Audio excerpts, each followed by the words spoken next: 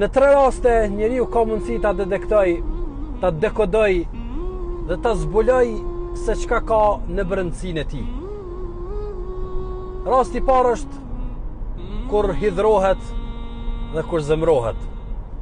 Njeriu në gjendjen e hidhrimit dhe të zemrimit do ta nxjerrë ata të cilën e ka në brendësinë e tij.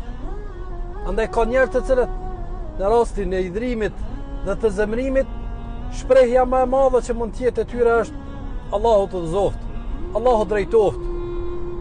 Dhe ata të tjerët të cilët në brendësinë e tyre kanë diçka tjetër, mund ta paramendojmë se çka mund të nxjerrin e çka mund të thonë.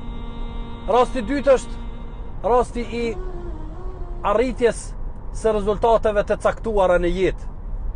Pozita, pasuri, shitblerje, ngritje të caktuara. Në këto momente njeriu do ta shfaq ato të cilën e ka në brendësinë e tij.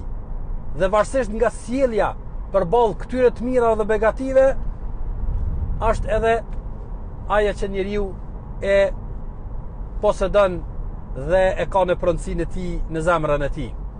Dhe rasti i tretë është që në momentin e lavdërimit të dikujt në prezencën tënde, momentin e vlerësimit të dikujt, momentin e arritjes së sukseseve të tjetrit, çfarë do qofshin ato, si është gjendja e zemrës, do të gëzohesh, do të jesh pjesë e këtyre gëzimeve, apo çështja e hasedit, çështja e xhelozisë do të jetë ajo e cila do ta dikton dhe do të bën që të mos jesh në këtë gjendje.